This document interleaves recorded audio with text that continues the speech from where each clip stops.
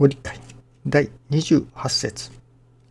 病人や代々難儀の続く人が神のおかげを受けるのは、井戸替えをするに8区変えて退屈してやめれば掃除はできぬ。それでやはり水は濁っておるようなもので、信心も途中でやめれば病気災難の根は切れぬ。井戸は清水になるまで、病気災難は根の切れるまで、一心に豆で繁盛するよう元気な心で信心せよ。信心辛抱し抜いた後の感動が力となり、巡りのお取り払いともなるのです。感じたことが神様を動かすのです。誠誠と申しましても、感動のない誠では神様に通いません。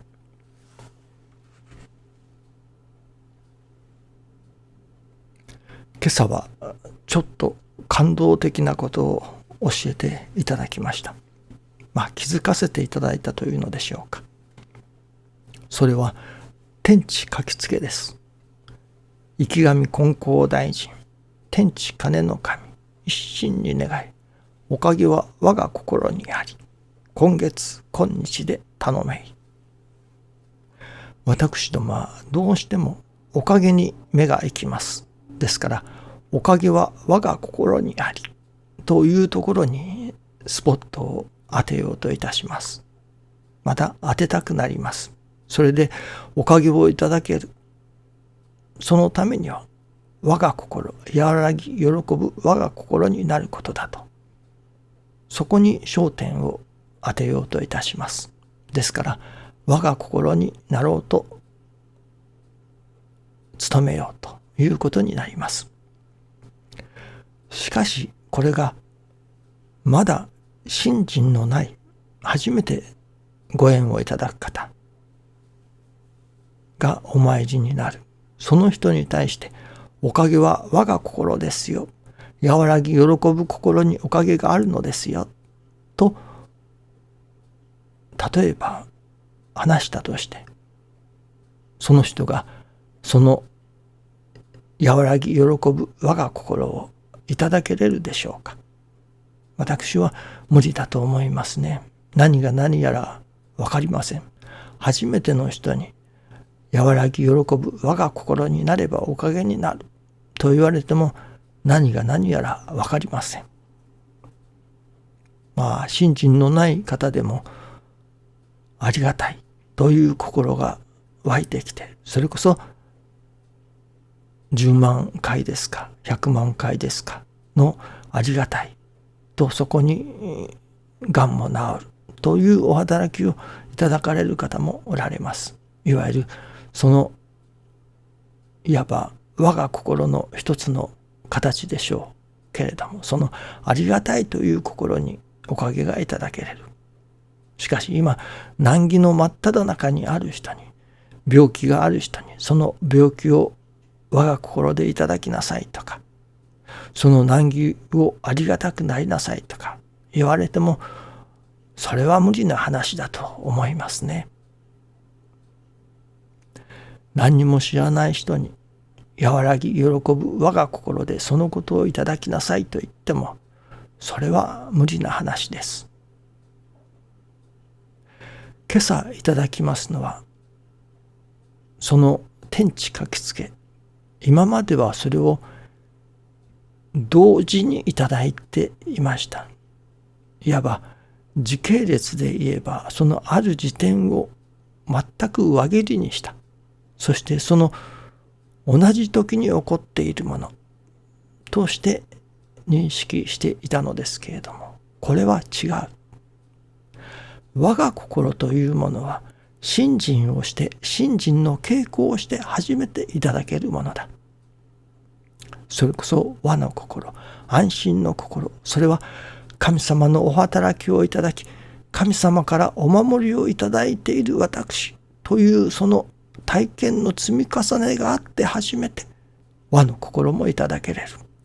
我の心もそれこそこのことによって改まることができるという、その改まりに喜びを感じる心ができて初めて我が心もいただけれる。いわばその和らぎ喜ぶ我が心というのは、信心をした人、信心の稽古をして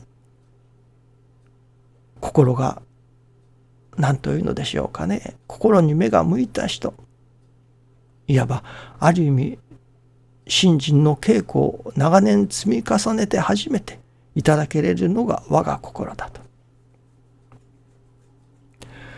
ですからまずは池上金光大師から入るのだと。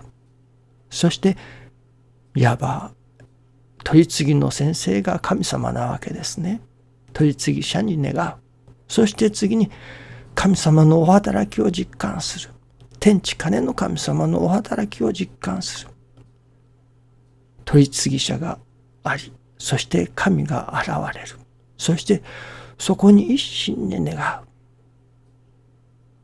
まずこの段階ですね。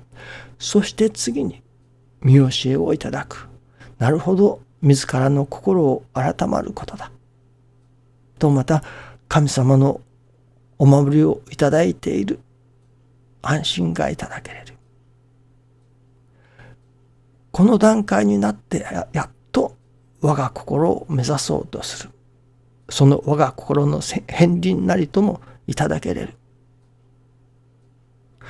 そして最後は今月今日で頼め。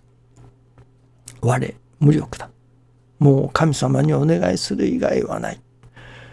どんなことでもどんな些細なことでももう神様のおかげをいただいていくしかないのだと。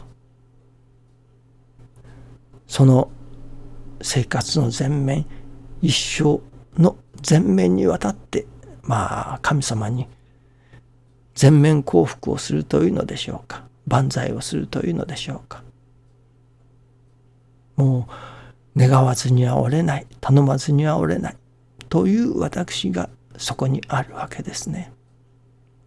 いわばこの池上金光大臣、天地金の神、一心に願い、おかげは我が心にあり、今月今日で頼め。これはこういう順番で信心を進めていけということだと今朝は気づかせていただきました。一枚の紙に書いてありますから、すべてが同時進行のように思えますけれども、そうではない。これは時系列になっているのだと。まずは池上金光大臣、そして次に天地金の神、そこに一心に願う。そして次にいただけれるのが、やっとおかげは我が心にありという世界であり、最後は今月今日で頼め。まさに神様をもう外すことはできないという世界になるわけですね。今日はこの天地書きつけを時系列としていただくのが本当だというふうに教えていただいたように思います。どうぞよろしくお願いいたします。ありがとうございます。